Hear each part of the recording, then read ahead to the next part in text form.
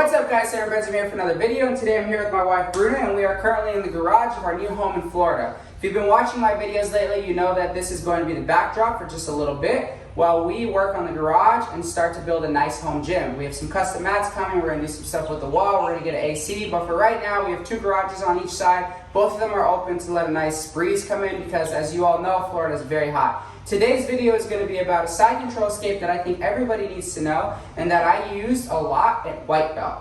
Particularly at white belt and even at blue belt, and to this day I still use it, but I don't use it as frequently. And the reason being, it's easy. It doesn't take much technique. I mean, it does to a certain extent, but it's not as a technical of approach as inverting to get out of side control or something, or using the lasso guard to retain guard, just things that are more technical. And I think that if you don't have flexibility, if you don't have dexterity, if you don't have any of those attributes that you see a lot of these, more lanky people have, you could still do this escape with a high percentage. And this escape is the elbow push escape. Okay, so what it is go on your knees in front of me. Basically, to do it slowly, imagine I'm here playing guard, right? And Bruna grabs my legs, Toriando throws them to the side and starts to solidify. Whenever she starts to solidify, she has to close the space between her chest and my chest.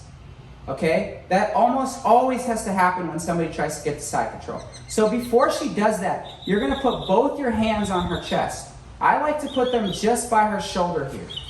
Okay, and as she starts to come down, I'm going to move my right hand, okay, the arm on the side that she's trying to solidify on, and I'm going to come behind her elbow, just above her elbow here.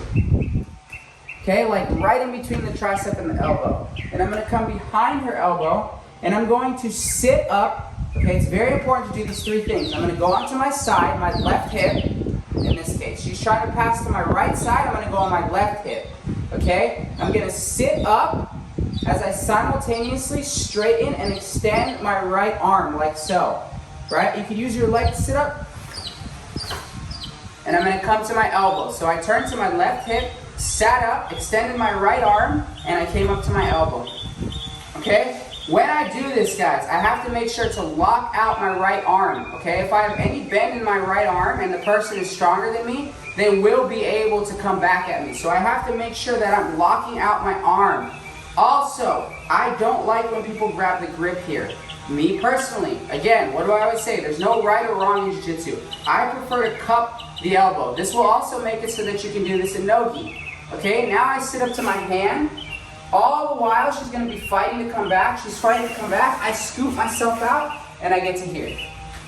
Okay, they're going to be trying to push back into you, trying to push back into you. And as they do so, you're just going to be getting up, fighting to your hand. Once you get to your hand, you just scoot your butt back, and you're able to get there. The biggest mistake that I see with this when I try to teach it in class is that when I was teaching this in class, because I did it a lot, was people would make this mistake. Let's go back. I go onto my knees, she pushes my legs, I come here. We're consistently taught to turn to the hip that she's trying to pass to. So in this case, she's trying to pass to my right side. So we're taught to turn to our right hip, which is completely correct for traditional guard retention. But when we do this escape, we're actually almost exposing our back, right? We're turning to our left hip, we're grabbing her elbow, and we're sitting up here all the way to our hand. Now, that mistake that I see people make is they grab the elbow, but they turn this way. And then they're like, oh, this is really difficult to do. I can't do it. And that's because naturally, especially at white and blue, we have the inclination to turn to the hip of the side she's trying to pass to. But in this case, we're going to turn away and push.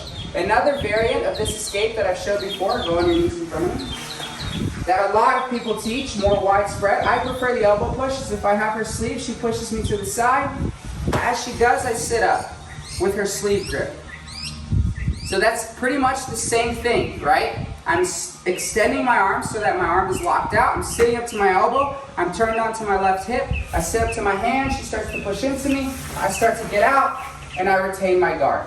Same escape, same principle, but I like the elbow push for two reasons.